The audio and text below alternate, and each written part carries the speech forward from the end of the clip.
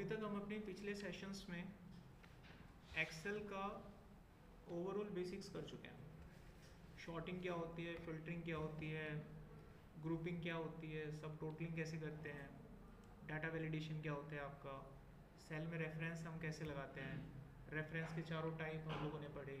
ठीक है, ये चीज़ें हम पढ़ चुके हैं। आज की क्लास में अब हम अपने मेन टॉपिक पर आएंगे जो कि होते हैं फॉर्मूले। एक्सेल का ना 50 से 70% जो काम होता है वो फॉर्मूले से होगा। आप कभी काम करोगे तो एक्सेल में जो काम होगा आपका 70 to 40% फॉर्मूले से होगा। किससे होगा? फॉर्मूले से होगा। तो आपको ये फॉर्मूले अच्छे से सीखने होते हैं। हमारे पास अपने डेटा एनालिटिक्स के कोर्स में 60 फॉर्मूले हैं। कितने फॉर्मूले हैं? 60 फॉर्मूले हैं। 60 कम है ज़्यादा है? ज़्यादा लग रहा है। टोटल फॉर्मूले 500 होते हैं, ठीक है, लेकिन आपके कोर्स में कितने हैं? 60 एग्जाम्पल। ठीक है, टोटल फॉर्मूले कितने होते हैं? 500। आपके कोर्स में कितने हैं? तो कुल मिलाकर हमारे पास एक्सेल में 500 फॉर्मूले होते हैं। एक दो ऊपर नीचे हो सकते हैं, लेकिन हमारे कोर्स में तकरीबन 60 के आसपास फॉर्मूले हैं डेटा एनालिटिक्स में, जो किसी भी डेटा एनालिसिस को आने चाहिए। तो यहाँ पर हमने फॉर्मूलों को 6 कैटेगरी में डिवाइड किया हुआ है। सबसे पहली कैटेगरी है डेट से रिलेटेड फॉर्मूले, दूसरी कैटेगरी है सम बेसिक फॉर्मूले, मैथमेटिकल्स, स्टैट्स, तीसरी कैटेगरी में है टेक्स्ट फॉर्मूले, चौथी कैटेगरी में है आपके लॉजिकल फॉर्मूलेज, और पांचवी कैटेगरी में फाइनेंशियल फॉर्मूले, और छठी कैटेगरी में लुकअप फॉर्मूले। सारी ही कैटेगरी के फॉर्मूले इंपॉर्टेंट होते हैं, सबको अच्छे से सीखना है आपको। ठीक है, डाउट वगैरह के लिए मैं बैठा हूँ, बाकी आपके दिमाग में घुस जाएगा उसके मेरे को नहीं पता, वो तो आप मेहनत करोगे तो आ जाएगा। ठीक है, इजी होता है, सबसे इजी होता है, टेंशन नहीं। अब चलिए हम सबसे पहले आज की क्लास में डेट टाइम के फॉर्मूले पढ़ लेते हैं एक बार।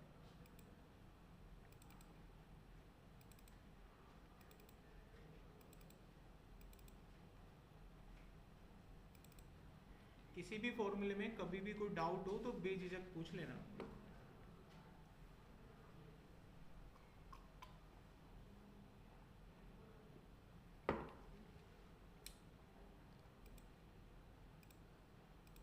सबकी अटेंडेंस मार्क हो गई है, देख लो एक बार। तो यहाँ पर ये हमारे पास डेट टाइम पे काम करने के लिए अपनी शीट आ चुकी है। जो भी आपके फॉर्मूले के नाम होंगे वो मैंने इधर लाइन में लिखे हुए हैं, और फॉर्मूला ये क्या काम करेगा उसका डिस्क्रिप्शन मैंने राइट साइड में लिखा हुआ है। तो आपको ज़्यादा मेहनत नहीं करनी है, शीट में आपको भेजूंगा, अपनी प्रैक्टिस कर सकते हो। जो पीले रंग की पट्टी है ना, उस पर मैंने फॉर्मूले को इम्प्लीमेंट किया हुआ है, तो उससे आपको फॉर्मूला दिख जाएगा। अब एक एक करके हम फॉर्मूले को क्रैक करेंगे, डिकोड करेंगे, और उसको कैसे यूज़ करते हैं वो सीखेंगे। सबसे पहला काम, एक्सेल में एक फॉर्मूला आता है नाउ। इसका काम होता है it is use to display the current date और टाइम। अगर आपको अभी का करंट डेट और टाइम प्रिंट करना है तो नाउ लिख दो। कैसे लिखते हैं? एक्सेल में कभी भी कोई फॉर्मूला लगता है ना, तो सबसे पहले स्टार्ट करते हैं इक्वल टू, और फिर फॉर्मूले का नाम ऐसे। किसी भी फॉर्मूले को जब आप लिखते हो तो उसके नाम के पीछे दो ब्रैकेट होती हैं, open and close, like this. अभी जब आप एंटर करोगे आपको उतरना चाहिए। तो अभी आप नोटिस कर सकते हैं ये आज का करंट डेट और टाइम आ गया, तो कितनी जल्दी आ गया। इसको बोलते हैं नाउ फॉर्मूला। अब जैसे मैंने ये बता दिया, आप में से किसी को डाउट होगा तो अपने आप से पूछ लेना। ये एक्चुअल आता है, जैसे कि अगर हमारे पीसी में कुछ और अवेलेबल डन हो वो तो नहीं आएगा ना? कंप्यूटर का आएगा, जो जो मशीन में होगा। मशीन में होगा वो आ गया। हाँ, ऐसा नहीं है मैं लैपटॉप लेके पहुंच गया अमेरिका और मैंने टाइम यहाँ से अमेरिका का टाइम जोन सेट नहीं करा। टाइम जोन भी तो सेट करना होता है। अगर आप घड़ी पहन के हो और घड़ी पहन के आप हवाई जहाज में फ्लाइट में घूम रहे हो और अमेरिका पहुंच गए और यहाँ इंडिया का टाइम चल रहा है, तो घड़ी का टाइम गलत बताएगा। जब भी तो ये सेटिंग दी जाती है टाइम जोन।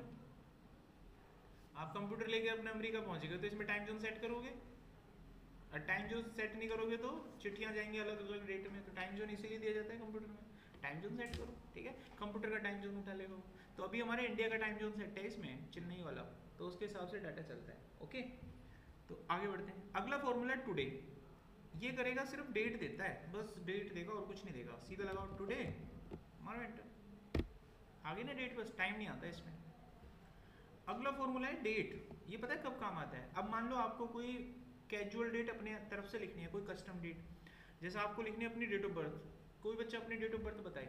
नहीं नहीं डेट लिखना है, अब बताओ पूरा एक बार पहले। 17/2/2004, ठीक है। अब देखो मैं यहाँ पर जब उसको एंटर करूँगा तो कैसे करूँगा, सबसे पहले आप ईयर एंटर करेंगे। क्या एंटर करेंगे? ईयर। तो यहाँ पे 2004 डाल दिया। उसके बाद महीना, मंथ हो गया 2, और उसके बाद तारीख हो गई 17, और इसके बाद एंटर करना है। आ गया। तो कोई भी डेट आप ऐसे डाल सकते हैं, ठीक है भाई। अगला है टाइम डालने वाला फॉर्मूला अच्छे से पढ़ लेना, ये काम आता है। अगर आप किसी रिसेप्शन पे यहीं बैठे हो तो यहाँ पे बोला गया अगर आपको कि जो भी बंदा आया उसका टाइम नोट करना है, या मान लीजिए मैंने आप में से किसी बच्चे को हायर करके यहाँ बैठा लिया, मैंने कि जो बच्चा आएगा उसका टाइम नोट कर कितने बजे आया। तो एक्सेल में टाइम की एंट्री करना भी अपने आप में एक लॉजिक है। तो यहाँ पर अगर मेरे को टाइम एंटर करना है, जैसे मुझे सुबह के 9:15 बजे का टाइम एंटर करना है, तो मेरे पास फॉर्मूला होगा टाइम। और इसमें ये मुझसे क्या पूछ रहा है पहले, आवर। एक दिन में कितने घंटे होते हैं? 24। तो 24 घंटे का फॉर्मेट होता है ये। तो मेरे को सुबह के 6 बजे का टाइम डालना है तो 6 लिखूंगा, और शाम के 6 बजे का डालना होता तो 18 लिखते। तो सुबह से हमारा काम है तो 6 लिखा हमने, और 15 मिनट हो गए, सेकंड मतलब 0, 6:15 आएगा AM, ठीक है। और इसी को मेरे को शाम का 6 बजे का करना होता तो इसमें +12 कर देता, यानी 18 बना देते इसे, ये बन गया शाम का। तो ऐसे हम टाइम भी डाल सकते हैं। नेक्स्ट हमारे पास फॉर्मूला आता है ईयर। अब ईयर से क्या होता है? ईयर एक ऐसा फॉर्मूला होता है जो किसी भी डेट में से ईयर निकालने में आपकी हेल्प करता है। सामने देखो एक डेट लिखी हुई है 23 अगस्त 2025, मुझे इसमें से ईयर पता करना है। तो फॉर्मूला लगाओ ईयर, उसको ये डेट दो, और ये आपको बदले में ईयर देगा, दिया ना? ऐसे निकलता है। अब बढ़ते हैं हम अपने अगले फॉर्मूले पे। अगले फॉर्मूले का नाम है मंथ। ये हमको मंथ निकाल के देता है। ये सामने की डेट उठाई और ये देखो इसमें से मंथ निकाल के बताएगा अगस्त का महीना है। अगला फॉर्मूला होता है डे, वो हमको तारीख निकाल के देता है। ये डेट उठाई, तारीख आ जाएगी 30, मतलब 23 आ गई। अगला फॉर्मूला होता है टेक्स्ट, ये हमको डेट में से टेक्स्ट वैल्यू निकाल के देता है। जैसे किसी भी डेट में ना मंथ का नाम, ये टेक्स्ट में हो सकता है, मंथ का नाम संडे सैटरडे, मतलब क्या जनवरी फरवरी। डे का नाम संडे मंडे ट्यूसडे, डे का नाम। तो मान लीजिए मुझे इसमें से मंथ का नाम उठाना है। मंथ का नंबर तो उठा लेते हैं मंथ फॉर्मूले से, पढ़ा था अभी, लेकिन मंथ का नाम कैसे उठेगा? मंथ का नाम उठाने के लिए फॉर्मूला होता है टेक्स्ट, सामने दी वैल्यू। अब मुझे यहाँ पे फॉर्मेट लिखना होगा कि क्या उठाना है। अगर मुझे मंथ का नाम उठाना है तो मैं यहाँ पर 3 बार M लिखूंगा, तो मुझे मंथ का नाम उठा के देगा JUN। और मेरे को पूरा उठाना है तो 4 बार JUNE, जून। अभी हम इसे क्लोज कर देंगे। जैसे एंटर करूंगा ये उत्तर आ गया, ठीक है।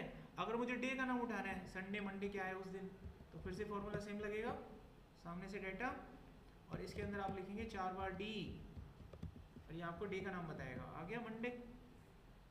ऐसे करते हैं काम। अभी कोई सवाल इसमें? अगला हमारे पास फॉर्मूला है डेट डिफरेंस।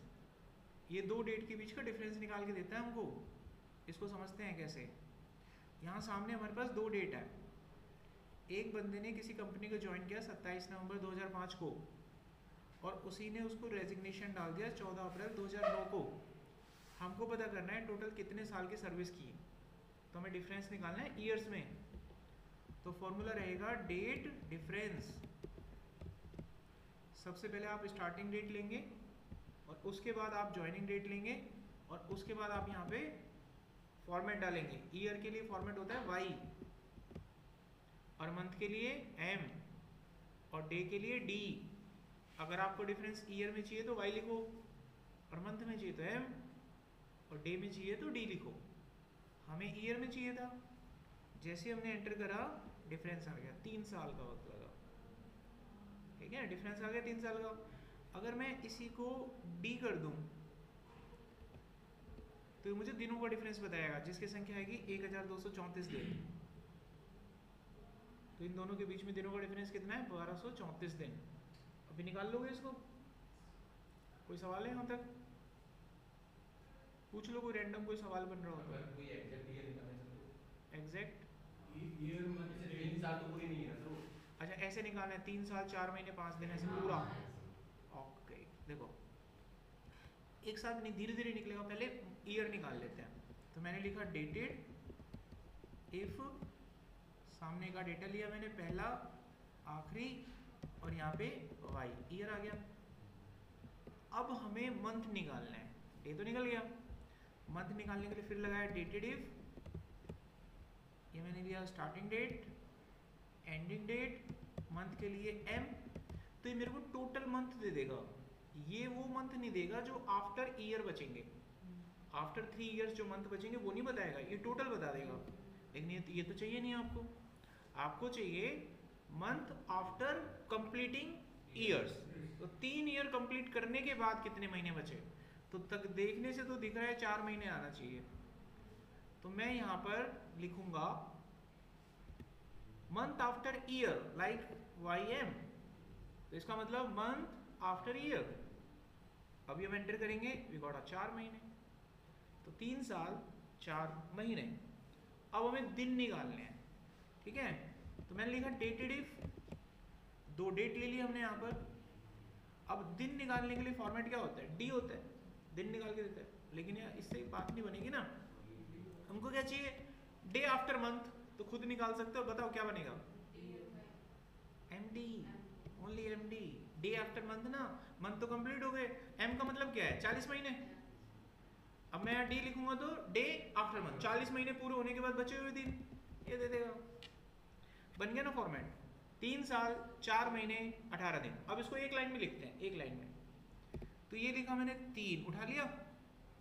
अब इसको जोड़ने के लिए M%, यहाँ पे मैंने अपनी तरफ से लिखा ईयर्स, जुड़ गया, ये क्या बन गया 3 इयर्स।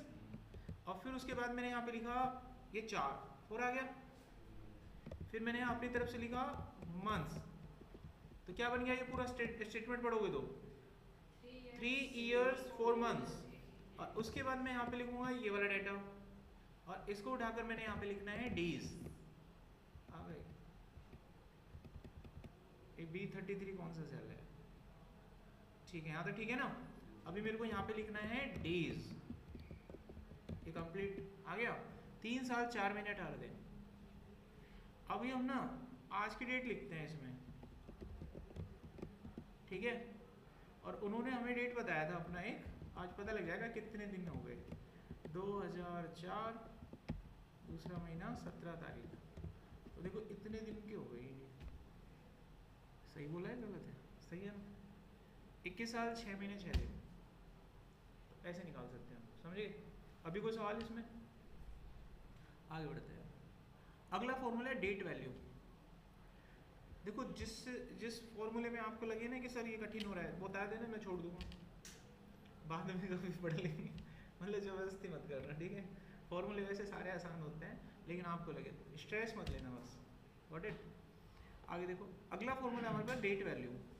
डेट वैल्यू का काम होता है डेट को कंबाइन करना। यहाँ पर देखो डेट अलग अलग टुकड़ों में लिखी हुई है, 11 सितंबर 2022, मुझे इसको इकट्ठा करके लिखना है। तो हमारे पास फॉर्मूला होता है, इकट्ठा करके जब लिखते हैं ना, तो उसका फॉर्मूला हमारे पास होता है डेट वैल्यू का, ऐसे। अब ये हमसे एक ही पैरामीटर पूछता है। अब पैरामीटर तो 3 है, एक पैरामीटर कैसे डालें, तो कंबाइन करके, जैसे तारीख, और फिर इसको कंबाइन करो ऐसे, सितंबर, फिर और कंबाइन करो 2022, ऐसे कंबाइन करना है M% लगा के, तीनों जुड़ गए। अब जब आप एंटर करोगे ना, तो ये आपको डेट वेट नहीं देने वाला। फॉर्मूला का नाम पढ़ो, क्या आ रहा है, डेट वैल्यू। तो ये वैल्यू देगा आपको, डेट नहीं देगा, वैल्यू देगा एक।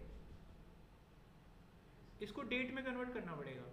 किस में कन्वर्ट करना पड़ेगा, अब डेट में कैसे कन्वर्ट करते हैं, इसको सिलेक्ट करो, यहाँ पे जाके ये डेट बना दो, दिख रहा है, ये बन गया ना 11 सितंबर 2022, अभी ठीक है, ऐसे आता है। अभी यहाँ पे कोई सवाल किसी का, ऊपर वाले में सारे क्वेश्चन है ना, क्या जो इसके ऊपर पढ़ाया था, ये वाला, जैसे मेरे पास लंबा डाटा है, मतलब लॉन्ग डाटा है, उसको मैं एक लाइन कैसे निकालूं, जैसे आपने ये 3 पार्ट निकाला था ना, 21 साल 6 महीने 7 दिन, इन तीनों को कनेक्ट कर दूंगा मैं यहाँ पे। इस फॉर्मूले में यहाँ पर ये वाला सेल यूज हो रहा है ना, तो इस सेल में ये फॉर्मूला लगा हुआ है, इसको मैं कॉपी कर लूँगा, क्या कर लूँगा, कॉपी, और इसको मैं यहाँ पे कनेक्ट कर दूंगा इस जगह पे। इस वाले सेल का क्या नाम है, इस सेल का नाम है B31, तो B31 यहाँ पे यूज़ हो रहा है, इसको हटा दूंगा, और वो फॉर्मूला पेस्ट कर दूंगा ऐसे। कनेक्ट हो गया। अब मेरे को इसकी ज़रूरत नहीं है, अगर मैं इसको डिलीट कर दूँ तो मेरे फॉर्मूले पे फ़र्क नहीं पड़ेगा, ऐसे मैं कनेक्ट कर लूँगा सारा तो काम हो जाएगा मेरा। और बताओ आगे देखिए नेक्स्ट। अगला फॉर्मूला हमारे पास है एंड ऑफ द मंथ। देखो जब आप लोग एक साथ मिलकर ट्रेनिंग लेते हो, ठीक है, कईयों के दिमाग में सवाल आएगा, कईयों के दिमाग में सवाल नहीं आएगा। कईयों के दिमाग में सवाल आया, उसने पूछा, अब जरूरी नहीं है कि जो सवाल उसने पूछा है वो तुम लोग समझ पा रहे हो, क्योंकि वो सवाल जब तुम्हारे दिमाग में ही नहीं आया तो आंसर कहाँ से आ जाएगा। समझ रहे हो बात मेरा। अब वो पूछ पा रहा है, इसका मतलब वो एक लेवल तुमसे थोड़ा सा आगे होगा। कैसे होगा आगे, अभी अभी सीख रहा है इस वजह से नहीं होगा, या तो वो पहले पढ़ चुका है या वो काम करता है उस फील्ड में, इसलिए उसके बारे में उसकी क्यूरियोसिटी ज़्यादा होती है। ठीक है, आपको मैं धीरे धीरे बीच में साइकोलॉजिकली भी वो कर रहा हूँ ठीक ठाक, वरना सारे के सारे गड़बड़ हो जाओगे तुम। ठीक है, टेक्निकल होता है, ऐसे ही होता है सबका। आगे बढ़ते हैं। एग्जाम्पल ग्रुप में अगर कोई मुझे एमबीबीएस की क्लास में बैठा दे तो मैं तो ऐसे बैठा रहूँगा आप लोग की तरह, अब मुझे क्या पता क्या चल रहा है।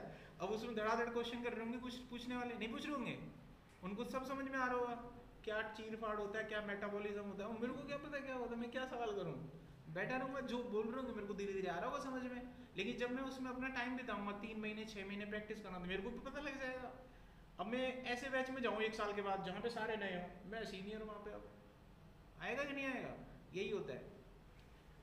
चलिए अगला हमारे पास सवाल आता है नेटवर्किंग डेज का। End of the month. चलो एंड ऑफ द मंथ में क्या होता है कि कोई भी डेट अगर आपको दे रखी है तो उस मंथ की आखिरी डेट निकाली जा सकती है। अभी यहाँ पे क्या लिखा हुआ है 23 अगस्त 2025, तो कौन सा महीना है इसमें, अगस्त का है, तो इसकी आखिरी डेट निकालनी है मुझे, कितना आएगा 31 तारीख।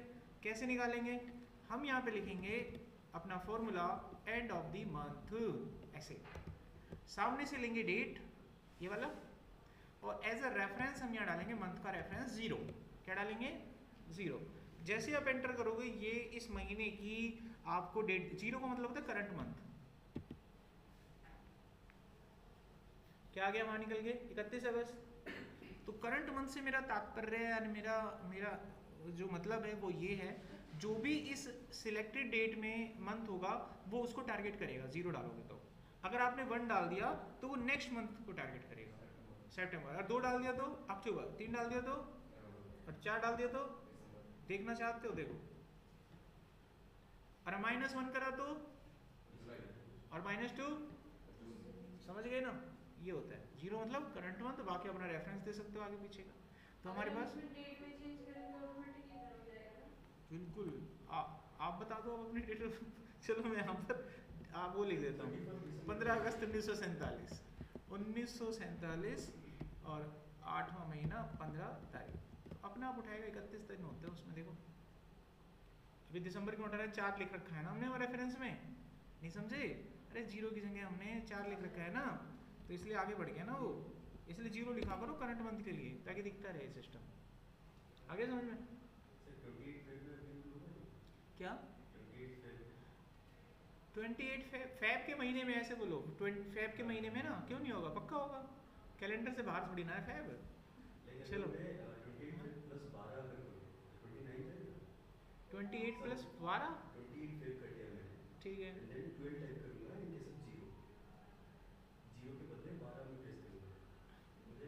हाँ क्यों नहीं होगा, उससे 12 महीना आगे की डेट उठाएगा, हाँ अगले साल उठाएगा, क्यों नहीं उठाएगा, हाँ पक्का उठाएगा। अच्छा फरवरी की डेट डाल के देखते हैं, फरवरी की डेट डालते हैं, डेट डाला मैंने 2000, कौन सा 2000, अब 2000 ईयर हो गया और महीना हो गया दूसरा, और तारीख मैंने डाल दी 12। अब बताइए इसकी आखिरी डेट क्या आएगी, ये 12 फरवरी 2000 है, आखिरी डेट क्या आएगी, तुम क्या पढ़ रहे हो, 29 नहीं है, लीप ईयर नहीं है, लीप ईयर नहीं है, नहीं है लीप ईयर है ये, हाँ भाई ऐसे ही। अच्छा अब मैं अगर यहाँ पर कोई भी ईयर डालूंगा तो आपको पता चल गया, निकल जाता है, लीप ईयर की पहचान है आप लोगों को। अच्छा मैं कोई दूसरा ईयर डालूंगा, आप बताना क्या आएगा। अगर मैंने यहाँ पर ईयर डाल दिया लेट अस सपोज 1900, अब बताओ ये भी लीप ईयर है, ये भी लीप ईयर है, क्यों क्योंकि लीप ईयर नहीं है ना, क्यों ये 4 से डिवाइड होगा सर, ना कि 4 से। गुड, शाबाश, ताली बजाओ इतना। ये सही चला गया। अभी देखो मैं 28 आएगा। मैं इसको थोड़ा क्लियर कर देता हूँ आप लोगों की नॉलेज में, सभी क्लियर कर लेना। कोई भी ईयर, सुनो ना, कोई भी ईयर अगर सेंचुरी ईयर होता है, कौन सा ईयर होता है? सेंचुरी। तो उसको ना 4 से डिवाइड मत करके देखा करो बेटा, 400 से करा करो। किससे करोगे? अब 1900 एक सेंचुरी ईयर है, इसको 400 से भाग करने पर ये डिवाइड नहीं होता, तो ये लीप ईयर नहीं हो सकता। हमारे ना एक साल में दिनों की संख्या जो बताई गई है वो बताई गई है 365 दिन 6 घंटे और कुछ मिनट। तो 6-6 घंटे 4 साल में पूरे हो जाते हैं, तो एक दिन बन जाता है। जो ये कुछ मिनट है ना, जब 100 साल होते हैं ना, 400 साल होते हैं, तो धीरे धीरे करके एक दिन बना देते हैं पूरा।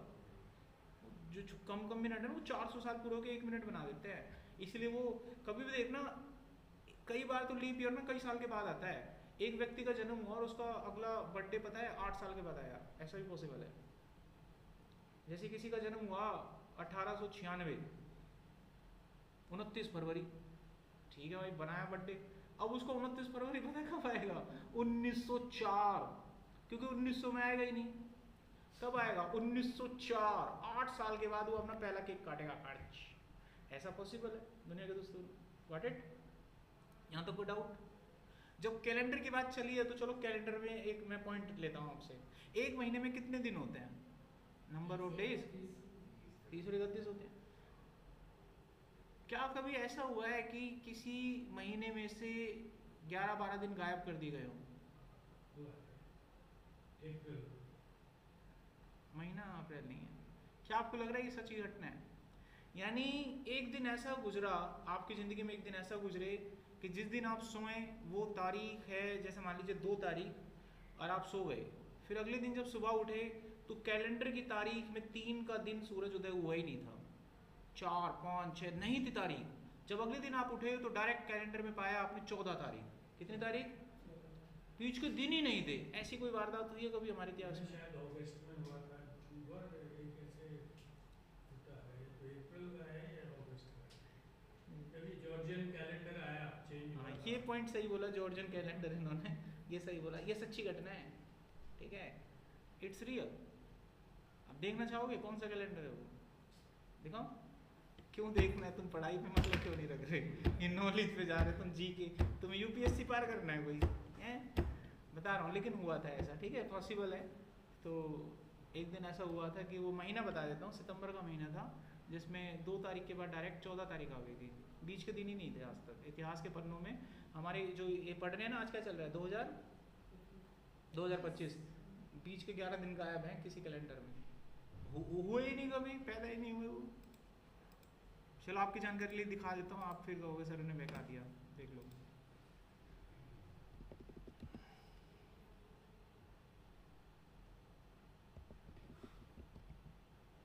खुद अपने आप आया, मैंने नहीं करा, गूगल को पता है बात।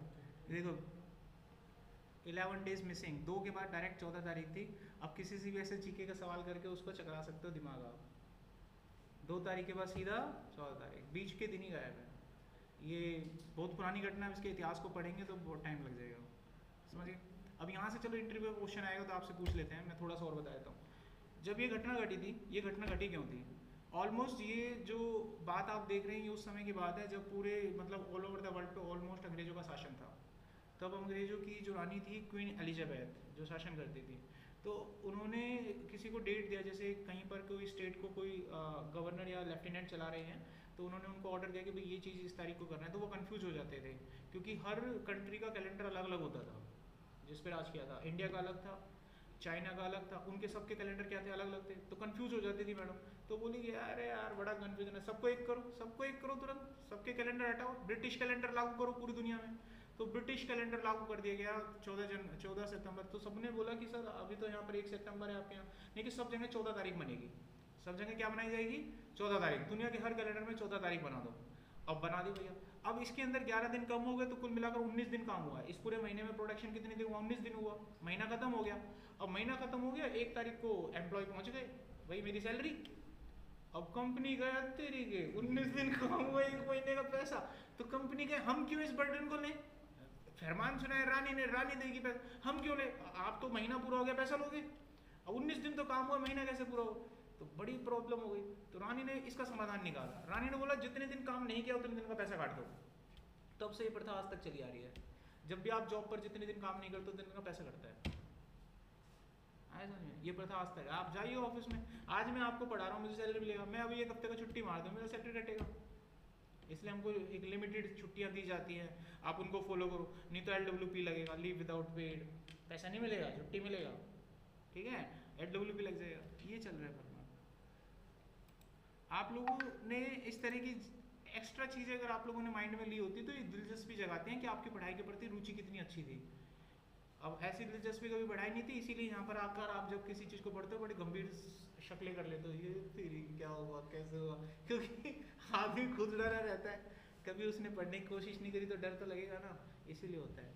चलिए अब आगे बढ़ते हैं। अब हमारे पास अगला फॉर्मूला है नेटवर्किंग डेज। इसका क्या यूज़ होता है?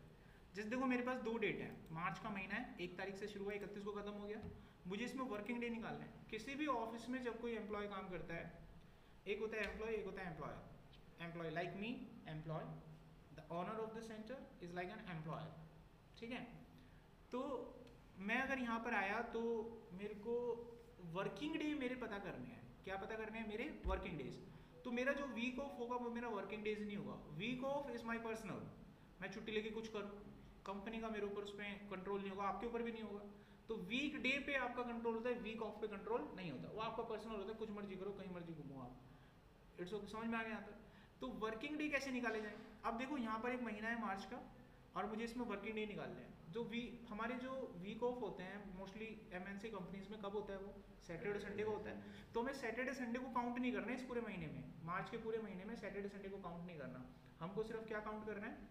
वर्किंग डेज, यानी मंडे टू फ्राइडे, ये दिन काउंट करने हैं। तो हमारे पास एक फॉर्मूला है जो दिया हुआ है, उसका नाम है नेट वर्क डेज। आप उसमें ये स्टार्टिंग डेट उठाओ और ये लास्ट डेट उठाओ, उसके बाद आप एंटर कर दो तो आपको ये बता देगा। टोटल वर्क डेज उसमें 21 थे, यानी सैटरडे संडे 10 थे उस महीने में।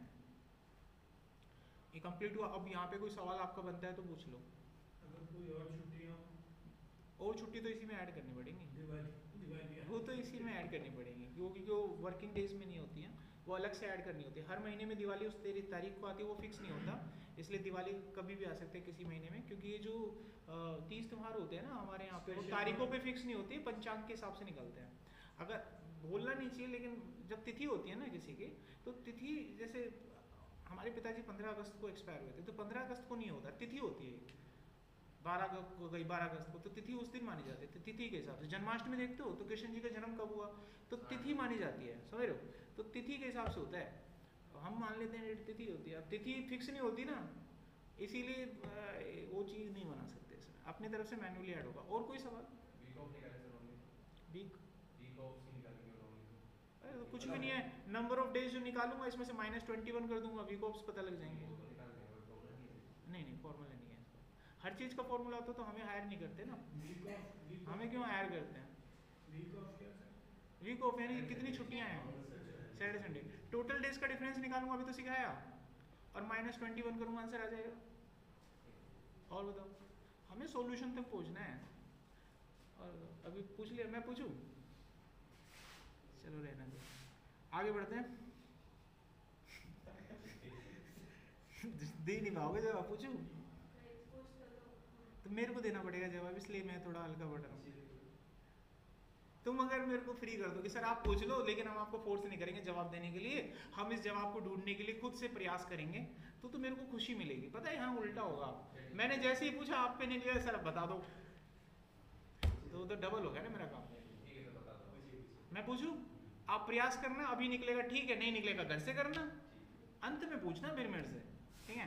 मेरा सवाल आपसे, ये दिख रहे हैं दिन आपको 1 मार्च से 31 मार्च, आपको इसमें ये करना है कि आपको इसमें वर्किंग डेज निकालना है मेरे लिए, क्योंकि मेरा वीक ऑफ मंडे को होता है बेटा, निकालो। मेरा वीक ऑफ, ध्यान रखना, सैटरडे संडे नहीं होता, कब होता है? अब निकाल के दिखाओ, चलो बोलो। वीक ऑफ कैसे चेंज करोगे? बाय डिफॉल्ट ये किसको उठाता है? सैटरडे संडे को। तो मेरे को तो वीक ऑफ चेंज करना है, अब सैटरडे संडे की जगह क्या डालना है आपको? मंडे। वो डलेगा कैसे? अभी इस वक्त आपके पास नॉलेज नहीं है, तुक्का मारोगे खाली, है ना? हिट एंड ट्रायल ही तो करोगे। 1% हिंट, सर इसके का फॉर्मूला दिखाना फॉर्मूला नेटवर्किंग नहीं लगेगी। नेटवर्क डेज, नहीं ये जो 21 आया ना ठीक है सर। अरे ये तो नेटवर्क डे उसको सैटरडे संडे ऑफ हो गया ना इसमें तो। सर यहाँ पे कहीं पे जाके उसके बाद वो डेज चेंज करना होता है। कैसे बताओ, यहाँ पे आ गया मैं, थोड़ी सी इधर हो। थोड़ा सही तो है वो, हिंट देती खत्म हो जाएगा। ऊपर से कोई से क्या टैब select करूं? याद नहीं आ रहा। कर लेना, चलो कोई सर नहीं। इसमें ये फॉर्मूला लगेगा कि सर? हाँ ये फॉर्मूला ये मुझे नहीं पता, मैंने तो सवाल देने से मतलब होता है। ये नेट वाला नहीं लगेगा, समथिंग और लगेगा। देखो आप कैसे लगेगा, मैंने तो पहले ही बोला था आपसे, एक स्टेटमेंट स्टार्टिंग में क्या बोले थे, जब जब मैं सवाल करूँगा उसके उत्तर नहीं होंगे। तुमने जो भी कुछ पढ़ा ना, अगर तुम कहो सर उसमें पूछना, तुम उसका भी जवाब नहीं देगा। हाँ लिख के छोड़ूंगा तो फॉर्मूला पूरा करके लिखना पड़ता है, गायब हो जाता है। नहीं केवल जैसे सेंटेंस लिखती है ना टेक्स्ट में, मतलब क्या सवाल करना है लिख दूँ। जो आपका क्वेश्चन अरे तो रिकॉर्डिंग में पता लग जाएगा, रिकॉर्डिंग भेजूंगा तो सही, कर लेना घर पे जाके रिकॉर्डिंग ढूंढ के, ठीक है। सवाल याद रहेगा, डोंट वरी, नहीं तो मेरे से कह देना, मैं व्हाट्सएप लिख दूँ। आगे बढ़े, मैं बस पता है एक चीज़ ध्यान रखो, आंसर देख लो, नेटवर्क डेज, और ये नीचे वाला फॉर्मूला देखो, एक फॉर्मूला आ रहा था उसमें, नेट वर्क डेज, ये वाला लगाना।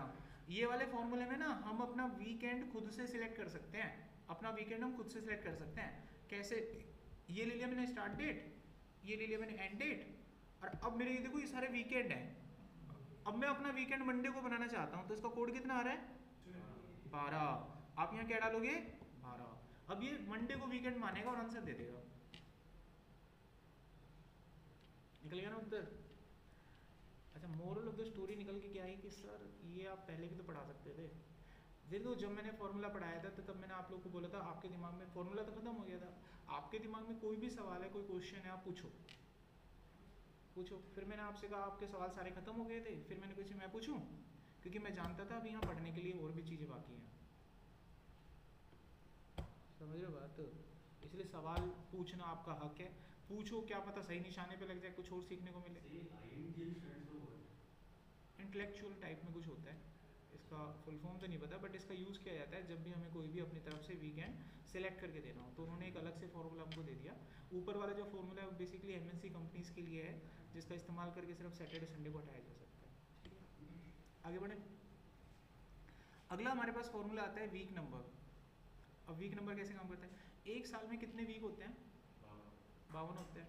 अभी यहाँ पे तारीख कितना चल रहा है 23 अगस्त 2025। क्या आप मुझे बता सकते हैं कि हम साल के कौन से वीक में हैं? तो अब वो सीखूंगा कैसे निकलता है, हम साल के कौन से वीक में चल रहे हैं। टोटल 52 सप्ताह होते हैं, तो अभी कोई ना कोई सप्ताह तो चल ही रहा होगा, 40 45 42 कुछ तो चल ही रहा होगा। ये कैसे निकलता है? अच्छा, हमारा जो वीक होता है कहाँ से शुरू होता है? वीकडे कहाँ से शुरू होता है?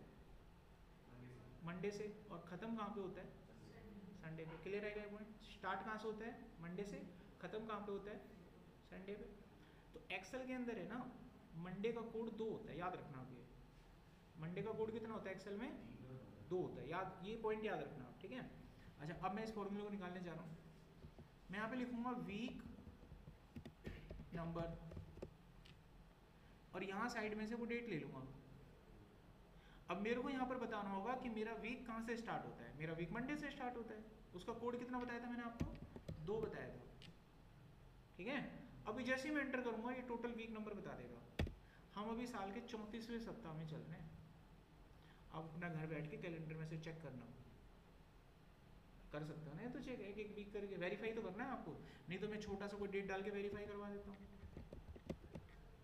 2025 पहला महीना और 23 तारीख, ये साल का चौथा सप्ताह बता रहा है, चेक कर लो।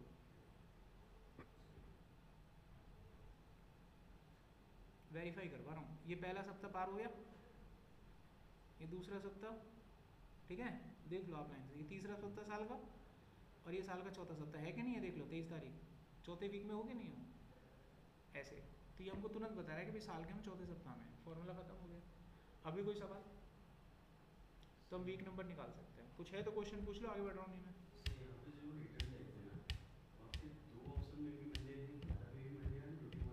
ये कैलेंडर के हिसाब से डिपेंड करता है, 2 मंडे। जैसे कई कैलेंडर में, हमारा जो कैलेंडर सिस्टम होता है ना, वो संडे से स्टार्ट होता है, कईयों में मंडे से स्टार्ट होता है। तो कैलेंडर के ऊपर डिपेंड करता है। तो बट आप लोगों को जो मंडे स्टार्ट करना है वो 2 वाला करना है। हमारा कैलेंडर सिस्टम कहाँ से स्टार्ट होता है? 2 से स्टार्ट होता है। आपको मंडे का कोड कितना डालना है? 2 डालना है बस। अच्छा, जो पहले यूज किया था सर 12 को कौन सा था? कौन सा वाला? जो फॉर एक प्रॉब्लम यूज किया था ना हमने, वो अमेरिकन स्टैंडर्ड फॉर्मेट होता है। हमारा इंडियन फॉर्मेट के हिसाब से जो हम कैलेंडर डेट लिखते हैं तारीख के हिसाब से, वहाँ पे हमारा मंडे कहाँ से स्टार्ट होता है? 2 तारीख से। तो मंडे का कोड 2 है, वो डालना है। अमेरिकन स्टैंडर्ड के हिसाब से करना है तो आप कितना कोड था वहाँ पे? दूसरा आ रहा था 12 डाल सकते हो, वो आपकी कॉल है। बट हम अपने हिसाब से करेंगे तो 2 पे हमें काम करना, हमारा आंसर हमें मिल जाएगा। नेक्स्ट आता है हमारे पास वीकडे। वीकडे पे भी ऐसे ही काम चल रहा है। एक सप्ताह में कितने दिन होते हैं? 7 होते हैं। अच्छा, मंडे का कोड कितना बताया था? ये कोड तो याद रखना, ठीक है। अगर मैं सप्ताह के 7 दिन को एक लाइन में लगाऊं तो मंडे हमारा पहला दिन है, ट्यूसडे दूसरा दिन है। कोड 2 होता है, वो एक्सेल की भाषा है, उसको अलग रखो, ठीक है। सप्ताह की अगर लाइन में लगाऊं तो मंडे को हम पहला दिन मानते हैं, ट्यूसडे थर्सडे फ्राइडे। आज कौन सा है? आज क्या है? तो कौन सा डे नंबर हुआ? 6। वो निकाल के दिखाता हूँ मैं आपको। देखो मैं यहाँ पर आज की डेट डालूंगा, 6 आएगा सामने, डे नंबर आ रहे हैं निकल के। तो डे नंबर निकालने का फॉर्मूला देखो, डे नंबर निकालने का फॉर्मूला होगा वीक डे, सामने से लेंगे और यहाँ पर कोड नंबर में 2 लिख के, मतलब सॉरी 2 लिख के एंटर मारेंगे। यहाँ मारना है enter, you got an answer. देखो वीक डे फॉर्मूला समझ में आया? वीक डे क्या है? डे का नंबर निकालता है, सीधा आपको वीक डे लिख के सामने से डेट लेनी है। और हमारा वीक डे शुरू कहाँ से होता है? मंडे से होता है। मंडे का कोड कितना बताया था? 2 बताया था। अब आप एंटर करो, आगे 6 क्यों आया? अभी बताया आपको तरीका। मंडे पहला दिन, Tuesday Thursday Wednesday Thursday Friday Saturday, 6 number हो गया ना। तो आज सैटरडे है, सैटरडे 6ठा नंबर है, इसलिए 6 आ गया। अगर मैं यहाँ पर चेक करूँ कि गांधी जयंती कब है, 2 अक्टूबर को, कौन सी तारीख को पड़ेगी, कैसे पता लगेगा? 2025 10वां महीना और 2 तारीख, थर्सडे को है गांधी जयंती। चौथा नंबर है ना, 4 नंबर का मतलब थर्सडे, तो थर्सडे को आएगी गांधी जयंती। दिवाली वाली जो भी निकालना है, you can easily do this. तो वीक नंबर वीक डे ऐसे निकाला जाता है। इसमें कोई सवाल? अब मैं आपको टास्क दूँ इसमें, वीक डे। देखो एक बात देखो यहाँ पे, हमारे जो टोटल वीक होते हैं कितने होते हैं? वीक डे, वीक 7 होते हैं। वीक में कितने दिन होते हैं? 7 होते हैं ना। एक दिन, एक वीक में 7 दिन होते हैं। अच्छा, हमारे वीक की शुरुआत कहाँ से होती है? तो हमारा कौन सा डे नंबर हो गया वो वीक का? पहला। और ट्यूसडे और थर्सडे 4। अब इसको हम यहाँ पे निकालेंगे, कैसे निकालेंगे? देखो अब ये सामने डेट लिखा हुआ है, क्या लिखा हुआ है? 2 अक्टूबर। अब हमको पता करना है कि इसका डे नंबर क्या है, यानी किस वीक डे का इसका वीक डे नंबर क्या है, ठीक है। तो निकालते हैं, चलिए। मैंने फॉर्मूला यूज़ करना है वीक डे, सामने से डाटा लेना है। अब यहाँ पे हमें देखना है कि हमारा वीक शुरू कहाँ से होता है। हमारा वीक मंडे से शुरू होता है ना, तो कोड नंबर कितना है उसका? 2, ठीक है। अब जैसे ही एंटर करेंगे सामने एक तारीख आ गई, कितना नंबर आ गया? 4। तो 4 का क्या होता है डे? थर्सडे। अब कैलेंडर में चेक कर लो 2 अक्टूबर थर्सडे को है कि नहीं है, कर लो, वेरीफाई कर लो। डाउट रहता है तुम लोगों को, थर्सडे तो चलिए अभी सवाल समझ में आ गए। अब यहाँ पर आप लोगों के लिए टास्क है, टास्क देख लीजिए। So this is your task number 1। ये डेट ऊपर है, आपको इस डेट को इस फॉर्मेट में लिखना है, फॉर्मूले से लिखना है। फॉर्मूले से, किससे लिखना है? फॉर्मूले से लिखना है, करना है। ये डेट है ऊपर, इसको इस फॉर्मेट में लिख के दिखाओ। टास्क नंबर 2, आपके सामने कुछ एम्प्लॉय के नाम है, ये उनकी ज्वाइनिंग टाइमिंग है और ये उनका ऑफिस को लीव करने का टाइमिंग है। आपको बताना है कितने घंटे काम किया, ठीक है। क्या निकालना है? उनके वर्किंग आवर्स, कितने घंटे काम किया। आसान सा काम है, करके देख रहा था मैं, फिर पता लगेगा। अगला टास्क, यहाँ पर एक तारीख मैंने लिखी हुई है, ये क्या लिखा हुआ है तारीख में? 23 अगस्त 2025। आपको डे का नंबर निकाल के लाना। अब ये डे नंबर क्या होता है मैं समझाता हूँ आपको। डेट डाला, आप कह देना कि सर इतने टफ क्वेश्चन है मेरे पे नहीं हो पा रहे हैं, मैं हल्का कर दूंगा, मतलब हटा दूंगा इनको। यहाँ पे मैंने क्या तारीख लिखी है? 2 जनवरी 2024। एक साल में टोटल कितने दिन होते हैं? तो 2 जनवरी साल का कौन सा नंबर है? दूसरा। समझ में आ गई ना कहानी? अब मैंने यहाँ पे क्या लिखा, अब कौन सा डे नंबर आएगा बताओ? डे नंबर आएगा ना कुछ तो, नहीं सेकंड नहीं, 2 जनवरी दूसरा दिन था और 31 जनवरी 31वां दिन था। 1 फरवरी 32वां दिन हुआ। अभी समझ में आ रहा है पैटर्न? तो 23 अगस्त कम से कम 210 212वां दिन होगा, कोई पता नहीं कितना होगा, 240 245, तो वो निकाल के लाना है। कोई भी तारीख दे दी तो इसका डे नंबर निकाल के दिखाओ।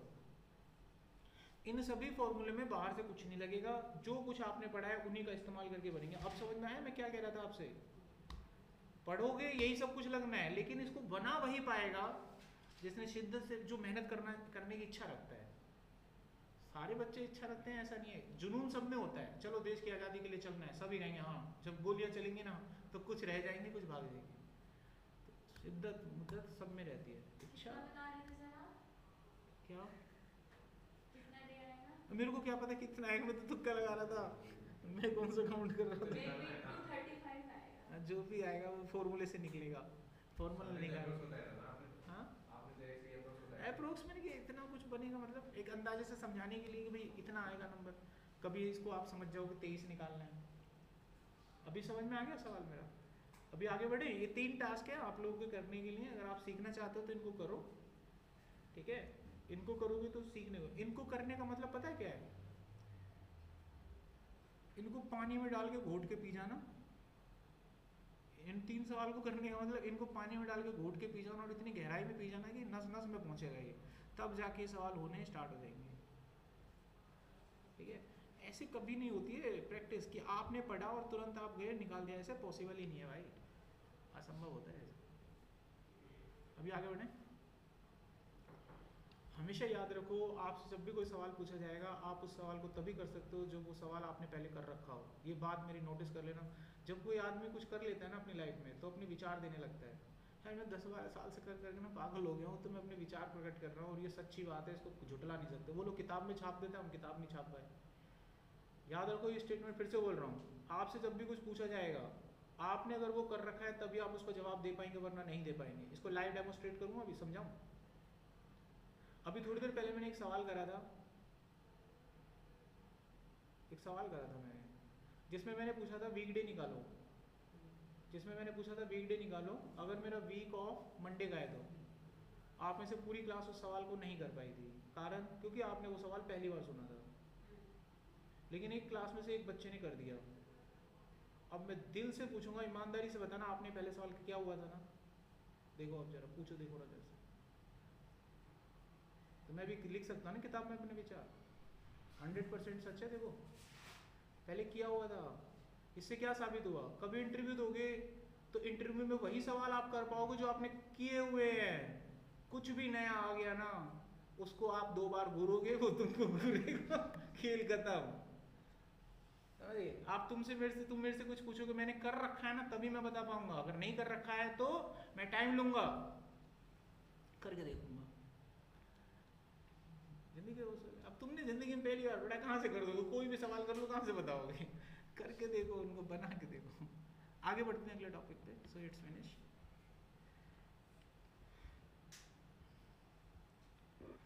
अगला हमारे पास टॉपिक आता है, कुछ मैथमेटिकल फॉर्मूले हैं, बेसिक फॉर्मूले हैं, इनको हम लोग देखेंगे यहाँ पर।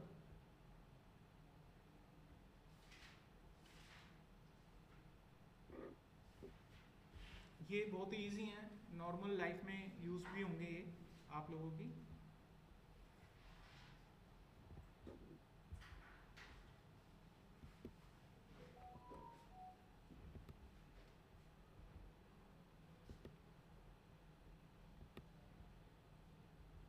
इन पे हम लोग अभी काम करेंगे, ठीक है? अब देखिए हमारे पास एक शीट है, शीट में कुछ बच्चों के नाम लिखे हुए हैं, यहाँ पे इनका स्कोर है, हमको इनका टोटल करना है। बहुत बेसिक सा सवाल है, इनका टोटल हमें करना है। तो टोटल करने के लिए हमारे पास फॉर्मूला होता है सम। हम सीधा यहाँ पर सम नाम का फॉर्मूला लगाएंगे, डेटा को सिलेक्ट करेंगे, राम का जो डेटा है, और ब्रैकेट को एंटर करेंगे और ये हमको आंसर मिल जाएगा, ठीक है? सम निकालने का एक बहुत ही आसान तरीका होता है, डेटा सिलेक्ट करने के बाद ऑल्ट इक्वल टू दबाना तो भी निकल जाता है। ऑल्ट इक्वल टू शॉर्टकट तरीका, आसानी से निकलता है। अब निकालते हैं मैक्स वैल्यू, यानी उनका हाईएस्ट स्कोर क्या रहा। उसके लिए फॉर्मूला होता है मैक्स। ये हमने डाटा लिया यहाँ से, अभी मैं जब कंट्रोल एंटर करूँगा तो ये मेरे को सबका टोटल बता देगा हाईएस्ट। तो सबका हाईएस्ट स्कोर ये रहा। अगर मुझे लोएस्ट स्कोर पता करना है इन सभी का तो फॉर्मूला रहता है मिन। आप ये डाटा लेंगे, एंटर करेंगे यहाँ पर, यू गॉट एन आंसर। अगर आपको इन सभी के एवरेज नंबर पता करने हैं कि किसके कितने कितने मार्क्स हैं तो उसके लिए फॉर्मूला रहता है एवरेज। डाटा लेंगे यहाँ से और इन सभी बच्चों का एवरेज स्कोर भी आपको दिख जाएगा। इतना कोई दिक्कत किसी को? अब हम थोड़ा गुना करना सीखते हैं। यहाँ पे कुछ प्रोडक्ट हैं, ये उनकी क्वांटिटी है और एक प्रोडक्ट की कीमत यहाँ पे लिखी हुई है। हमको इनका टोटल निकालना है कि टोटल कितने का बिलिंग बना। अब एक प्रोडक्ट 23,000 का आता है, 12 यूनिट आपने परचेज करी हैं तो टोटल निकालोगे, ऐसे एक एक करके सबका टोटल निकालोगे और अंत में सबको ऐड कर दोगे। ट्विस्ट क्या है सवाल में? द ट्विस्ट इज दैट आपको फाइनल अमाउंट पता करना है बिना इनका टोटल निकाले। यानी इनका टोटल नहीं निकालना है कि 12 यूनिट का प्राइस कितना हुआ, इनका कितना हुआ, ये नहीं निकालना है। आपको डायरेक्ट यहाँ पे इनका टोटल बताना है, डायरेक्ट। किसी को आता है? चलो कोई नहीं, सिंपल तरीके से करते हैं पहले। तो सिंपल तरीके से करने का तरीका क्या है? पहले एक एक करके निकालोगे ना, इसको इससे मल्टीप्लाई करोगे। फॉर्मूला होता है प्रोडक्ट, ये ले ली रेंज, तो ये गुना होके आंसर आ जाएगा कुछ आ गया 2,76,000 रुपये। अब बाकी का निकाल देंगे कैसे? ड्रैग करके। इस पे 48,000 का खर्चा आया, इस पे 14,620 रुपये का खर्चा आया। टोटल खर्चा यहाँ पे निकालेंगे, फॉर्मूला आएगा सम, तो टोटल खर्चा हमें मिल जाएगा। दैट्स फिनिश, आ गया 3,38,620 रुपये। लेकिन सवाल ऐसा पूछा गया आपसे कि भाई इन सब का टोटल बिलिंग अमाउंट बनाओ इंडिविजुअली। हाँ शुरू से लगाओ, प्रोडक्ट और ये डेटा ऐसे, ये इसको मल्टीप्लाई कर देगा ऐसे। सवाल क्या है कि ये निकाले बिना टोटल निकालो, तो इसके लिए फॉर्मूला होता है सम प्रोडक्ट। इसमें जो भी प्राइस की लिस्ट थी पूरी एक साथ लो और जो क्वांटिटी की लिस्ट थी वो एक साथ लो, आपको एक फाइनल नंबर मिलेगा, वही ये से मैच कर लो, तो हम डायरेक्ट भी निकाल सकते हैं। अब थोड़ा काउंटिंग के खेल करते हैं, काउंटिंग वगैरह कैसे करते हैं। देखो ये हमारे पास डाटा सेट है, मुझे इस पूरे डाटा सेट के अंदर ये काउंट करना है कि कितने ऐसे सेल हैं जो ब्लैंक हैं, ये पता करना है। तो इसको निकालने के लिए फॉर्मूला होता है काउंट ब्लैंक। काउंट ब्लैंक, आप ये पूरी डाटा रेंज कर लो सिलेक्ट, अभी मारो एंटर, तुरंत उत्तर आएगा 4। अगर आपको इस पूरी डाटा रेंज में ये काउंट करना है कि कितने सेल ऐसे हैं जो ब्लैंक नहीं है, उल्टा करना है, यानी भरे हुए सेल पता करने हैं इस बार, तो आपको फॉर्मूला यूज करना है काउंटा ऐसे। ये जितने भी सेल खाली नहीं है ना उनको काउंट कर लेगा, तो एक नंबर आ जाएगा हमारे पास। अगला फॉर्मूला है मुझे वो सेल काउंट करने हैं जिनमें नंबर्स लिखे हुए हैं। कौन से सेल? केवल न्यूमेरिक सेल। तो उसके लिए एक्सेल हमको फॉर्मूला देता है जिसका नाम है काउंट। अब एग्जांपल के रूप में सारा तो नहीं लूंगा, फिर आपको वेरीफाई करने में टाइम लगेगा, तो मैं इतना ले लेता हूँ। अब इस पूरी डाटा रेंज में जो मैंने सिलेक्ट करी है केवल 4 ऐसे सेल हैं जिनमें नंबर्स हैं, तो इसका उत्तर 4 आएगा। अभी आपको ये तीनों फॉर्मूला का अभ्यास हो गया होगा कि कौन सा फॉर्मूला क्या काम करता है। किसी को कोई डाउट है इनमें, कुछ पूछना है? ब्लैंक में काउंटर क्यों लगेगा? काउंट ब्लैंक लगता है, काउंटर से तो सारा सेल काउंट हो जाता है। अगला हमारे पास आता है अगली टर्म जिसमें हम लोग कुछ ये फॉर्मूले करके देखते हैं, ये निकालते हैं इसमें क्या फर्क होता है। देखो यहाँ पर एक डाटा है हमारे पास, इसमें हर तरह के नंबर हैं, नेगेटिव भी है, पॉजिटिव भी है, खाली सेल भी है, हर तरह का डाटा है। अब इस पूरे डाटा सेट में से अगर आपको बोला जाए कि उन नंबरों को काउंट करो जिनका मान 50 से बड़ा है, यानी वो नंबर काउंट करने हैं जिनकी वैल्यू 50 से बड़ी है। अब एक एक करके तो करेंगे नहीं हम, टाइम लगेगा, तो कैसे निकालें? हमारे पास एक फॉर्मूला होता है काउंट इफ। सबसे पहले रेंज, रेंज मतलब पूरा डाटा दे दो। अब कॉमा लगा के यहाँ पे अपनी कंडीशन लिखो, कंडीशन को डबल कोट्स में डाल के लिखते हैं। तो मैंने अपनी कंडीशन लिखी, मुझे वो नंबर चाहिए जो ग्रेटर देन इक्वल टू 50 हो, ऐसे। अब वो ढूंढ लेगा इन सबको और काउंट कर लेगा, संख्या अपने आप आएगी। अभी 66 नंबर हैं ऐसे जो कि 50 से बड़े। इसको वेरीफाई करते हैं क्योंकि हमने अभी तक हर चीज़ वेरीफाई करी है, तो इसको भी करते हैं। यहाँ पे एक नंबर 3 लिखा हुआ है, इस नंबर को मैं 50 से बड़ा करता हूँ। जब अगर मैं इसको 50 से बड़ा करूँगा तो ये बदल के 67 हो जाना चाहिए, हो जाना चाहिए ना। चेक करते हैं, मैंने इसको बना दिया 76, वहाँ वो बढ़ गया ना। तो इस रेंज में कभी भी कोई नंबर आएगा 50 से बड़ा होगा तो काउंट हो जाएगा। नेक्स्ट हमारे पास अगला टास्क जो कि आप लोग बताएंगे मुझे इस पूरे डाटा सेट के अंदर। अब मैं आपसे जो सवाल करूँगा बता दोगे आप, इजी वाले हैं ये। अब इस पूरे डाटा सेट में आपको वो नंबर काउंट करने हैं जो नंबर 10 से छोटे हैं, यानी नेगेटिव नंबर काउंट करने हैं। लॉजिक बताओ कैसे 10 निकालोगे? से छोटे हैं। मतलब नेगेटिव नंबर निकालो। Equal to less than 10। Negative number less than 10 में 9 पे आ जाएगा। 10 से छोटे, पहला सवाल मेरा 10 से छोटे का था ना, वो भूल जाओ। नेगेटिव नंबर बताओ कितने हैं इसमें, कैसे लगाएंगे? फॉर्मूला क्या लगेगा? Count if. Less than 0। हाँ, लॉजिक ये आ गया। लॉजिक बिल्कुल सही लगाया आपने, लेस देन 0। ऐसे में तो मजा आता है ना, जवाब देते हैं फटाक फटाक, इससे कॉन्फिडेंस भी बढ़ता है वैसे आप लोगों का। तो ऐसे ही पूछनी चाहिए वैसे सवाल। देखो अभी देखो नेगेटिव नंबर आ जाएंगे, आ गए ना दो। अच्छा, अगला सवाल मेरे को इसमें निकाल के दिखाओ कि इस पूरे डाटा सेट में कैसे बताओगे कि कितने नंबर पॉजिटिव हैं। क्या लगाएं? Greater than equal to 0। Greater than equal to 0। अगर 0 को काउंट नहीं करना तो केवल ग्रेटर देन 0 पे हम जा सकते हैं। बहुत बढ़िया, आपने ये सवाल भी बता दिया मुझे। देखो ठीक है। अब मैं अगर तुमको सर अब पूछ के देखना, नहीं बता पाओगे, पूछूं? चलो देखो, ये डिपेंड करता है सामने वाले। देखो अब नहीं बता पाओगे आप। पूछता हूँ, देखो पूछता हूँ, तुम इसमें ये नंबर काउंट करके बताओ जो नंबर 50 और 70 के बीच में आता है। लगाओ, और 70 इनके बीच में आता है। हाँ, लगाओ। इक्वल टू काउंट इफ, ये रेंज हो गई, ठीक है। आगे बताओ। ग्रेटर देन 50, लेस देन 70, ठीक है। 50 और 70 इंक्लूडेड है, इंक्लूडिंग है। तो इक्वल टू 50 और लेस देन इक्वल टू 70। अब तो तुम बताओ, ये तो मेरे को क्या बता। मेरा तो सवाल है 50-70 निकला, अब तुम पे सवाल है निकला। कुछ भी लगा लो मेरे लिए, लो काउंट इफ रेंज। अब देखो आगे, अरे मत करो मेहनत, नहीं निकले, अरे छोड़ो, मैंने बोली थी ना बात। बच्चा खुश किस में रहता है? अब जैसे कोई बैच में आप पढ़ते हो, टीचर कभी आपसे वो सवाल नहीं पूछेगा जो तुम्हें नहीं आता। कारण बताओ, सोचो, दिमाग लगाओ। कारण बताओ। या तो टीचर अपडेट नहीं है, पहला सवाल, पहला पॉइंट ये हो सकता है। या दूसरा, अगर छेड़ दिया तो जवाब कहाँ से लाऊंगा? दो कारण।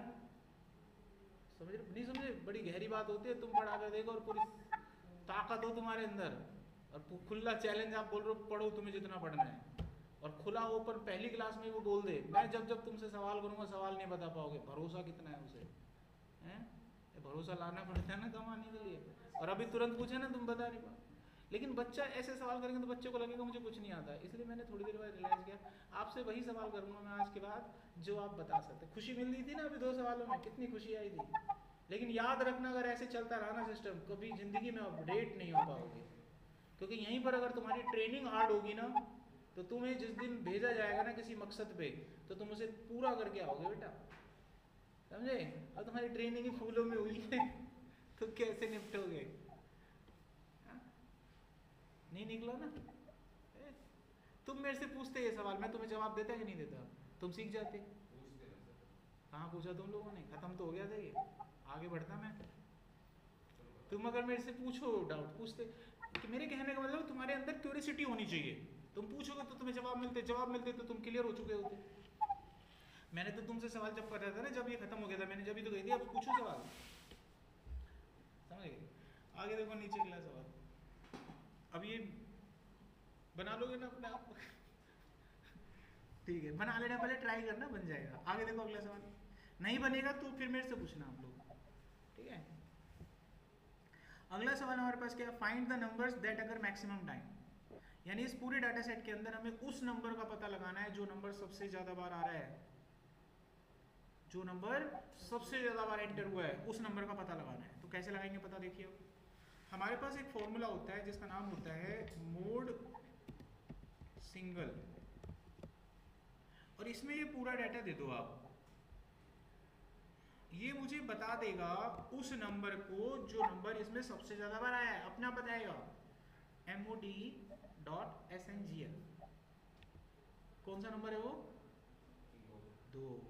तो इस डाटा सेट के अंदर 2 एक ऐसा नंबर है जो सबसे ज्यादा बार रिपीट हो रहा है। अब मैं आपसे सवाल करता हूँ, इसका उत्तर आप दे देंगे, और ध्यान से, जब मैं बोल रहा हूँ दे देंगे मतलब दे दोगे। आपको ये बताना है इस डाटा सेट के अंदर 2 कितनी बार आ रहा है, आपको इस डाटा सेट में ये काउंट करना है कि इसमें 2 कितनी बार आ रहा है, बताओ। अभी तो सिखाया आपको, ये लगा है ना, तो फॉर्मूला लगाओ इसमें, काउंट इफ, ये ले ली रेंज, और क्या काउंट करना है इसमें, ये 2, ऐसे लिख दो सीधा रेफरेंस देके, अपने आप हो जाएगा काउंट। तो कितनी बार आ रहा है 2 इसमें, 12 बार आ रहा है। अच्छा किसी और नंबर को बढ़ा के देखूं मैं, चलो यही आ रहा होगा, क्या वेरीफाई करूंगा, अगर अच्छा हाँ आ जाएगा, फिर भी आ जाएगा। अगर मैं इसको डबल कोट्स में भी 2 लिख दूंगा तब भी आ जाएगा, ये देखो आ गया ना, तब भी आ जाएगा। तो इसमें 12 जो है, यानी 2 जो है इसमें 12 बार आ रहा है। अभी इसमें कोई सवाल पूछना है आपको, कोई क्वेरी, कोई क्वेश्चन, ये टॉपिक खत्म होता है फिर आगे बढ़ना।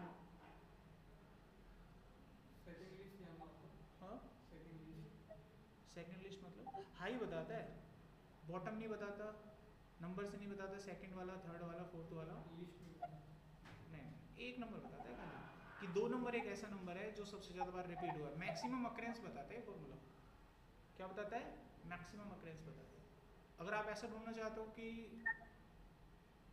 इसके नीचे भी तो कोई नंबर होगा जो 12 से कम आ रहा होगा, सेकंड हाईएस्ट वाला नंबर, तो उसके लिए यहाँ ऐसा कोई तरीका नहीं है, वो मैन्युअली जुगाड़ लगा के निकालना पड़ेगा। ऐसा डायरेक्ट कोई फॉर्मूला नहीं है हमारे पास, लेकिन हमको हायर किया कंपनी ने तो हमें डायरेक्ट ना निकाल के कोई ना कोई लॉजिक लगा के वहाँ तक पहुँचना पड़ेगा, कोई ना कोई लॉजिक निकालना पड़ेगा। अच्छा अभी और कोई सवाल किसी का, अगर टॉप 5 निकाल नहीं सकते तो बहुत ही सिंपल है, टॉप 5 इस नंबर को शॉर्टिंग ऑर्डर में लगा दूंगा, रैंक डाल के निकाल दूंगा, ये सारे नंबर को शॉर्ट कर दूंगा मैं, रैंक डाल के निकाल दूंगा, रैंक तो देख लो, टॉप 5 आ जाएगा ना, रैंक देखो। अब इसमें से टॉप का बंदा निकालना है, टॉप का कौन है ना, तो रैंक निकाल दूंगा, रैंक से नंबर आ जाएगी सबकी नंबरिंग 1 2 3 4 5, इनको शॉर्ट कर दूंगा, टॉप वाला ऊपर, नीचे वाला ऐसे, उसी चीज़ को मैं वहाँ लगा दूँ तो निकल जाएगा उत्तर तुम्हारा। यहाँ लगा के दिखाता है रैंक कैसे निकलता है, इक्वल टू करके फॉर्मूला लगाया, रैंक सामने से लिया डेटा, रेफरेंस में, यानी इसकी रैंक इन 4 बच्चों में कंपेयर होगी तो ये चारों ले लिए, अब इन चारों में इसकी रैंक निकाल के बता देगा, इस बच्चे की रैंक क्या आएगी, 3rd आएगी। अब बाकी बच्चों की रैंक निकालनी है, बताओ कैसे निकालेंगे, ये सवाल मैंने आपको दिया अभी, बाकी बच्चों की रैंक कैसे निकलेगी, ट्रैक करके, लेकिन उत्तर गलत आ जाएगा अभी।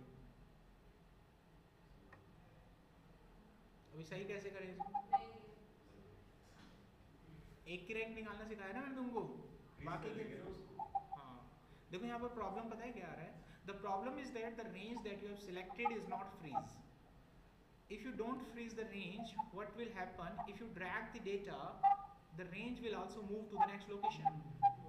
अब range move होगी तो data कहाँ से आएगा, so you have to freeze the range, so this is your range, so make it freeze by pressing F4, हो गया डन।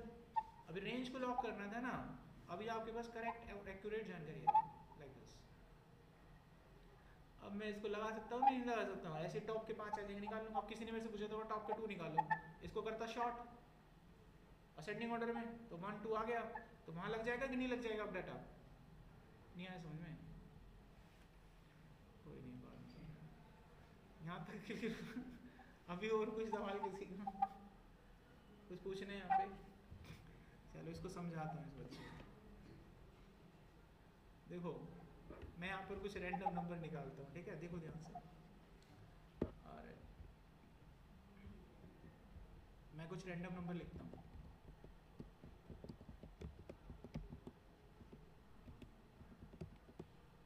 ये मेरे पास कुछ रैंडम नंबर्स आ गए। मुझे इसमें टॉप के 5 निकालने हैं। क्या निकालने हैं? टॉप के 5 निकालने हैं। मैं तो इसको शॉर्ट कर लूँगा और रैंकिंग दे दूँगा। टॉप के 5 मेरे पास आ जाएंगे, सिलेक्ट करके ले जाऊँगा।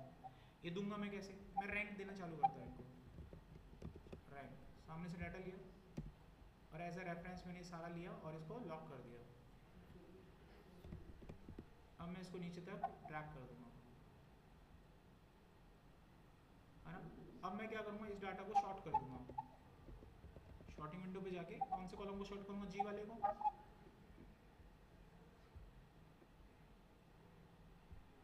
टॉप के 5 बंदे मिले कि नहीं मिले मुझे, और उठा के कहीं मर्जी ले जाओ, जिसको देना उसको दे दो।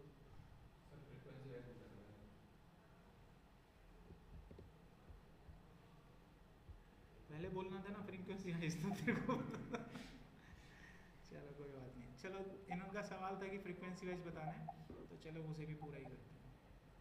ये डाटा है मेरे पास, ओके। इस डाटा को मुझे एक रेंज में लगाना पड़ेगा सीधा करके, तभी निकाल पाऊँगा। उसके लिए मेरे को थोड़ा अलग अलग करना पड़ेगा। तो मैं एक बड़ा सा डाटा यहाँ पे ले लेता हूँ, एक लाइन में लगा लीजिए रैंक निकालने के लिए। तो मैं इतना ले लेता हूँ, मान लीजिए इतना डाटा, ठीक है। एक लाइन में लगा लीजिए, मैं मान लेता हूँ ये डाटा लाइन में लगा हुआ है, फ्रीक्वेंसी वाइज निकालेंगे। तो मैंने एक फॉर्मूला लगाया,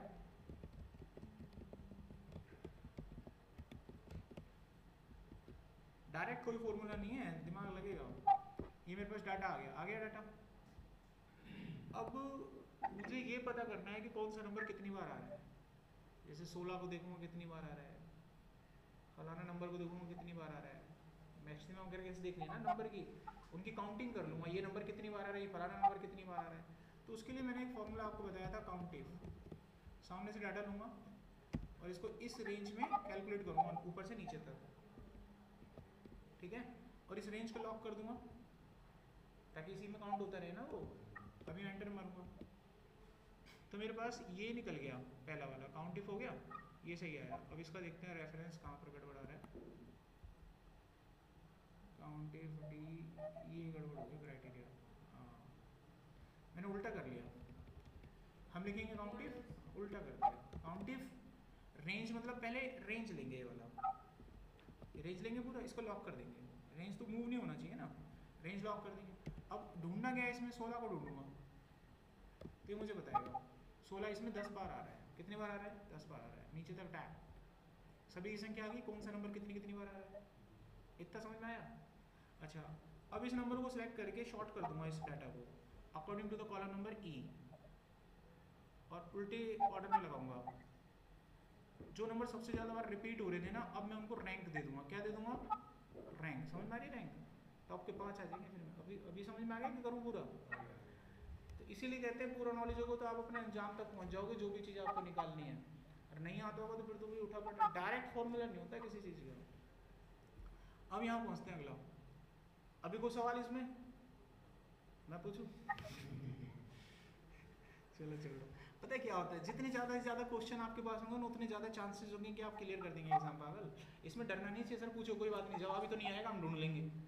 अभी आप इंटरव्यू में फेल क्यों होते हो? मैंने क्या बोला था, अगर आपसे कोई ऐसा सवाल पूछ ले जो आपने पहली बार सुना, आप उत्तर नहीं दे पाएंगे, गारंटेड है। और आपको पहले ही वो सवाल पता लग गया है, आप दोबारा कभी सुनेंगे तो उत्तर निकाल देंगे। आपके पास किस चीज़ की कमी है? आपको ये नहीं पता कि क्वेश्चन क्या पूछेंगे, आपको ये नहीं पता काम क्या करवाएंगे। That is the problem. और बच्चा इसी चीज़ से डरता है, सर आप जो भी पूछोगे पता ही नहीं चलेगा। अरे अच्छी बात है, नहीं पता चलेगा, कम से कम नई चीज़ पता लगी तुमको कि ये चीज़ भी होती है। अब पढ़ लेंगे हम। पूछ लूँ? क्या होगा, पढ़ लेना अपना जाएंगे।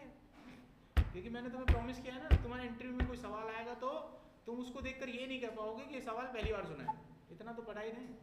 देखो, अगर मैं आपसे कहूँ कि इसके अंदर वो सभी नंबर्स निकालो जो सबसे ज्यादा बार रिपीट हुए हैं।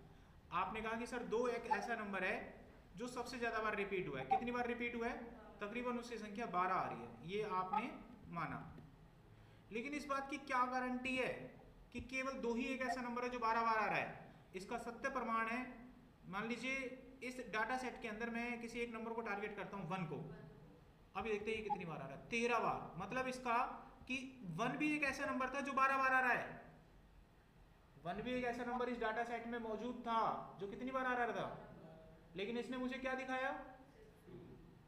अब क्या पता इसमें एक और नंबर ऐसा हो जो 12 बार आ रहा है, इस बात की क्या गारंटी है? लेकिन आपने वहाँ 2 दिया था ना, क्या था? मैंने थोड़ी ना 2 दिया था, मैंने तो कभी 2 नहीं दिया। मैं समझ गया वो क्या कहना चाह रही है। वो कह रही है कि यहाँ पे सर आपने 2 दिया है इसलिए ये हो रहा है। अरे यहाँ तक जा ही क्यों रहे हो, ये भूल जाओ।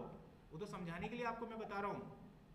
2 एक ऐसा नंबर है जो सबसे ज्यादा बार रिपीट हो रहा है, लेकिन 1 भी एक ऐसा नंबर है जो उतनी ही बार रिपीट हो रहा है जितनी बार 2 रिपीट हो रहा है। और वो तो सामने मैंने इसलिए लिख दिया था एडवांस एडिशनल, कि कम से कम आपको पता चले कि 2 कितनी बार आ रहा है। उसका मेरे वाले सवाल से कोई वास्ता नहीं था, जिसको आप कनेक्ट कर रहे थे ना, 2 आपने दिया था इसलिए, अरे उसका कोई वास्ता नहीं। मैं कुछ और पूछ रहा हूँ सवाल। द सवाल इज दैट मैंने आपसे कहा था कि इसमें कौन सा ऐसा नंबर है जो सबसे ज्यादा बार रिपीट हुआ है, तो जवाब निकल के आया था 2। कितनी बार रिपीट हुआ है ये? 12 बार। लेकिन इसी डाटा सेट के अंदर अगर आप ध्यान से देखेंगे तो 1 भी एक ऐसा नंबर मौजूद है यहाँ पर जो इतनी ही बार रिपीट हुआ है, लेकिन एक्सेल ने आपको सिर्फ 2 के बारे में जानकारी दी, 1 के बारे में बताया ही नहीं। तो इट इज नॉट गुड ना, सारे बताने हैं ना। ये सवाल आपके माइंड में नहीं आया था, देखो ऐसा भी तो क्वेश्चन हो सकता है, दैट इज जेन्युइन, निकाल लेना। चलो बता देता हूँ, क्योंकि इसमें फॉर्मूला अलग लगेगा थोड़ा। तो यहाँ पे आप लगाएंगे मोड डॉट मल्टीपल और ये डाटा ले लेंगे। अब जो नंबर सबसे ज्यादा बार रिपीट हुए हैं, अगर वो काफी सारे नंबर है तो सभी नंबर्स आ जाएंगे। तो लो 3 नंबर थे, और तुम तो एक में खुश हो गए थे, 2 में 3 नंबर मौजूद थे ऐसे, 1 भी है, 2 भी है, 3 भी है। ये तीनों नंबर सबसे ज्यादा रिपीट हुए हैं। तो ये कंप्लीट हुआ यहाँ पर। तो आज की क्लास को हम यहाँ पे एंड करते हैं। तो हमारा एक्सेल यहाँ पे 28 फॉर्मूले तकरीबन आपके ख़त्म हो गए हैं। जैसा हमने आपको बताया था कि तकरीबन 60 के अप्रॉक्स हैं, तो 28 कर लिए। कल आपकी छुट्टी रहेगी, तो अपने नेक्स्ट वीक में अभी 28 फॉर्मूले आपके पास पूरे 6-7 दिन आराम से प्रैक्टिस कर सकते हैं। इतने हार्ड नहीं थे ये, ईजी थे। सो क्लास ओवर करते हैं, बाय।